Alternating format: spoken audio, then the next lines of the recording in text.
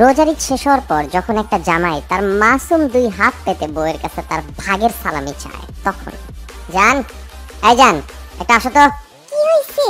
ওই যে আমাকে একটু হিসাব দাও, কে কত টাকা করে দিছে, তারপর আমারটা আমাকে বুঝায় দাও। কিসের কে কত টাকা করে দিছে? আরে বাবা, ঈদের সালামের জন্য তোমাকে নিয়ে গেলাম না দাদা দাদির বাসায়, চাচির বাসায়, তারপরে যে ফুপার বাসায়, আরো যে সব আত্মীয়দের বছরের পর বছর খোঁজ নেই না তাদের বাসায়, তো ওরা সবাই সালামি দিছে না, তো ওদের ওই সালামের হিসাব দিবা না আমাকে? ও, তোমার দাদা দাদি দিছে তো 5000 টাকা।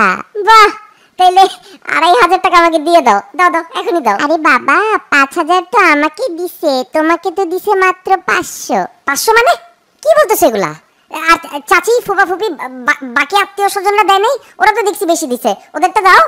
তোমার চাচি ফুপা ফুপি বাকিদের সবাই সালামি মিলাই 40,000 হইছে, জানো? কি যে খুশি হইছি। আমি তো তোমার আগেই কইছিলাম আমার আত্মীয় স্বজন অনেক মন বড়, বুঝছো? 2 হাত পেতে দেয় একদম, মানে টাকা একদম শেষ হয় না।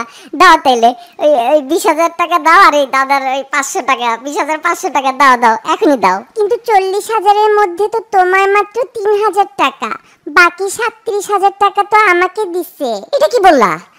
আচ্ছা হয়তো ভুল করে দিছে, তুমি বুঝো নাই মনে হয়। যেটাই দেখ, টোটাল টাকা আধা দিয়ে ভাগ করো, তো তোমার কিছু অর্ধেক রাখো, আমাকে অর্ধেক দাও। না, কেন? আমি এগুলো জমায় ড্রেস কিনবো, আর তোমারটাও রেখে দিব নিজের কাছে।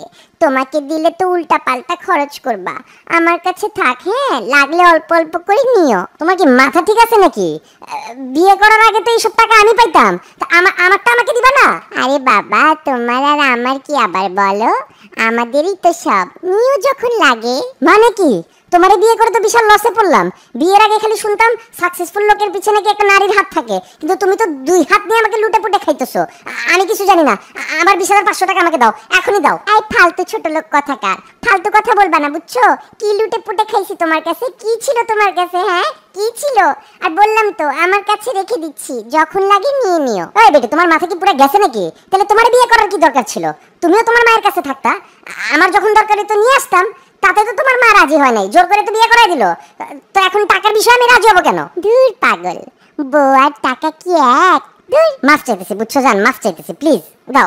আমার 3,000 টাকা দিয়ে দাও। আর লাগবে না, বাকি টাকা লাগবে না, তুমি 3,000 টাকাই দাও, বাকিগুলো তুমি রাখো।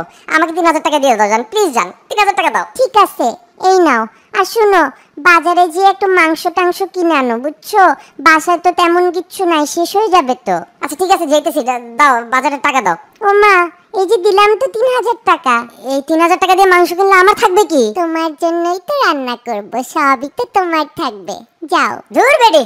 এই যে মোর চ্যানেলে আপনারা ঢুকছেন, বুঝছেন? এইতে যদি এখন সাবস্ক্রাইব না করেন তাহলে কিন্তু মুই আর ভিডিও আপলোড দিব না। হেল লাগিয়া আগে সাবস্ক্রাইব করবেন, সেই পরে ভিডিও দেখবেন, ঠিক আছে? আল্লাহ।